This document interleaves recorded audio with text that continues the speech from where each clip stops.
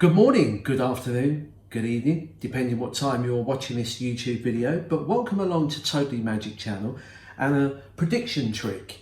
Now, we've got a regular deck of cards, which we'll come to in a moment, but more importantly, I've got my wallet. As usual, for regulars, you'll know I never keep money in my wallet. What I do keep are my business cards in here, but a couple of these. We have two predictions. You see, I'm not going to predict one thing today, but two. And if we pull these out, I want to isolate these in full view. I could leave them in the wallet, but I don't like everything being undercover. So I tell you what I do. Let's pull out my clear credit card holder from the wallet. We don't need this. And I've got a couple of business cards in here. And I think, as this is all see-through, if we're totally transparent, we'll put one of the prediction cards here and one here. That way we can see all around through this. There's nothing to hide. Now, I want to associate those two predictions with two people from the audience. Now, so that we don't forget, we'll write their names on my business cards. So if you'd like to help me, what's your name? James. Okay, so James, we'll write you on there. And your name is Lisa. Okay, so let's put Lisa on here. We're now going to associate these with each of you. Lisa, you're going to have that card. James, you can have that card. And there they are in full view throughout. We'll come back to those. Of course, a prediction wouldn't be a prediction without you choosing a couple of cards. So let's get this done. We've got a regular deck of cards here. And what we'll do, let's just give them a quick shuffle just to make sure everything is fair and up front. So what I want is for you, Lisa, you go first. Just touch any card. This one here. Push that out there. And James, would you like to pick any card from here? Now what we've got here are two cards that you both chose. Let's look at what you both chose for this first time. Well, we have a Jack of Diamonds and a Five of Clubs. Do you know, I can't remember who chose what card. Which one did you choose and which one did you choose? I tell you what, let's go one stage further. Two random cards from an entire shuffled pack. But who wants which card? So Lisa, you've got, say, the Five of Clubs. Do you want to change that? Do you want to switch it for the Jack? It's entirely up to you. You can either stick with that or you can switch. You do want to switch. You want the picture card. So Lisa, you're choosing this one here, the picture card for you. And James, you don't get a say. You're left with the Five of Clubs. Now, do you remember at the start I said I made two predictions? This one here and this one. Now, wouldn't it be impressive if both of those cards were matching the Jack and the Five? That would be impressive. But what would take it to a whole new level is if, despite you switching these, Lisa, that James, your prediction matches the Five of Clubs. Shall we take a look? If we pull this out and have a look, it's just one card and one card only. And there is the Five of Clubs. You can see it's just one card and just a single card with just a crease in there like that. Okay, perfect match for James. But Lisa, what about you? Could this possibly be the Jack of Diamonds? You're not going to believe this, but it really is the Jack of Diamonds. Again, a single card here. The Jack of Diamonds. And there you can see is despite you switching, you both got exactly what you wished for. The Jack and the 5. And that is a double whammy prediction. So here is the tutorial for this particular double whammy prediction effect.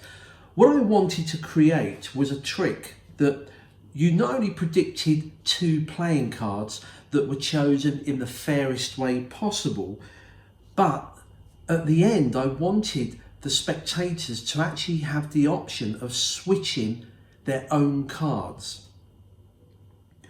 Now, like some of my tricks I put together and come up with, the idea and concept sounded better in my head than when I actually performed it.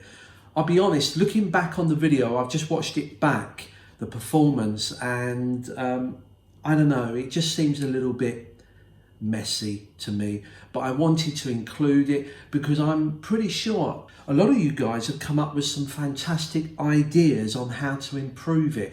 Or you might just pinch 1 or 2 ideas of how to force the card, or the idea of how the revelation goes. Or you might even just pinch the idea of using the transparent covers. So I decided to leave it here on the channel and let you decide. But it's not a favourite of mine. But that's what I wanted, this concept of people choosing 2 cards, you predicted them. Not only that, but they also had the option of switching and you still managed to predict which card belonged to which person. That was the concept. Here is the method. First of all, as you probably gather, the 2 cards are forced. Now you can use any method you like. You might want to put these on the bottom, do some false shuffles and cuts, and then maybe do the Hindu shuffle, false like that, and then you say, we'll give you the 2 cards that you've arrived at, like that. So you could do that if you want. I went for something different because I wanted them to have an absolute free choice, because the real strong point of a trick for a prediction is making sure that they do have that impression they get an absolute free choice. And in this case they did, because of course you spread the cards and they could slide any 2 out. What did I do then? Well, let me find that.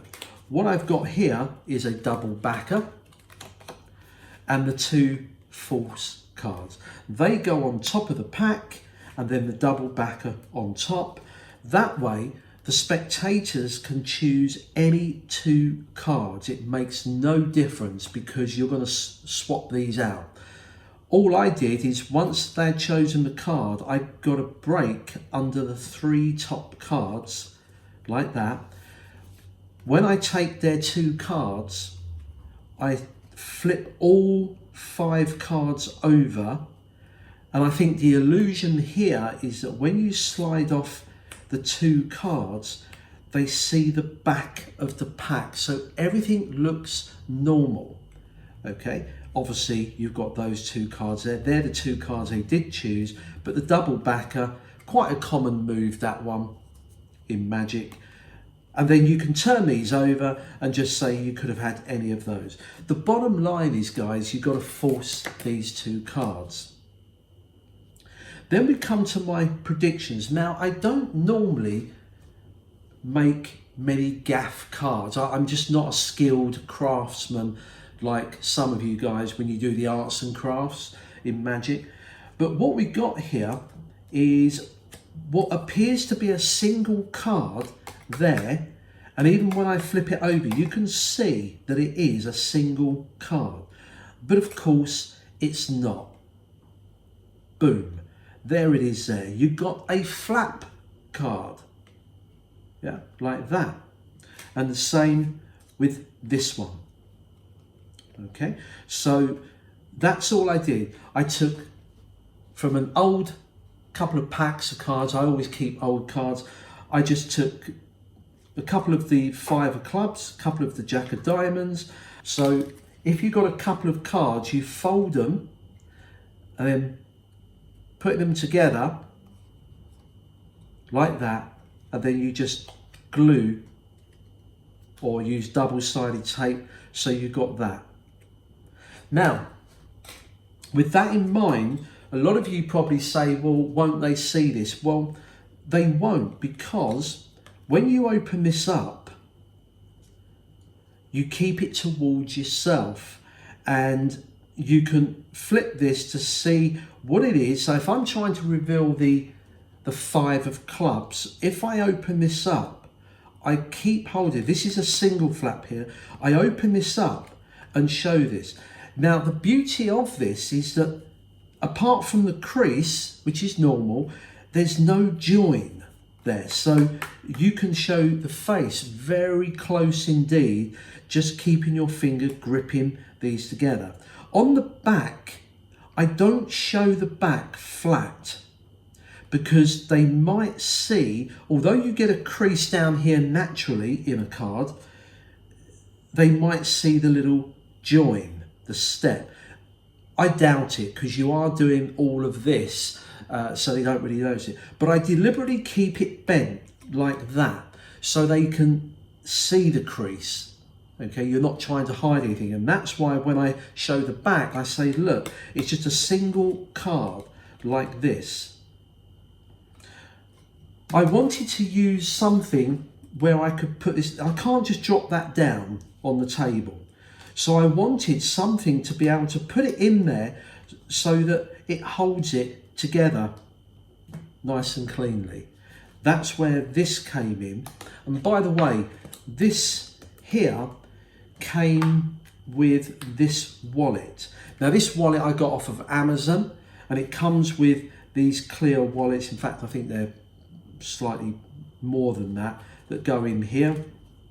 I will put a link below if you're interested, but if you search out wallets on Amazon, I'm sure you'll find something similar. But that's what I use this for here. And the same with the Jack. So when I open this, I just make sure that at this point I'm looking myself down here from the top to see which side I'm opening up. Okay, practice it, it's very easy.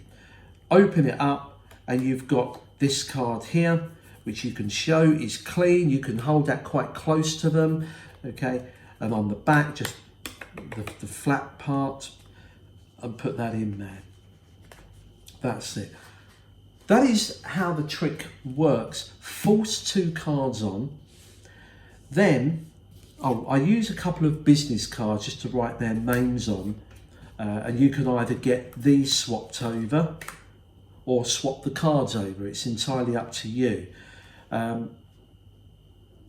Yeah, so I suppose you didn't have to swap these. There you could say, Lisa, you've got that, James, you've got that. I made a prediction. Do you want to swap the cards here? So they could swap their names over. Either way, you can reveal the correct one that matches what they're holding on to. So they could be holding these on there. And even when you reveal this, you open this up and you say this, I suppose you could even take this and just put it like this. These have got red backs and you've got that. And you say, there is a perfect match. And you could put both of these in if you wanted to, like that. I don't know, it's up to you. That's it.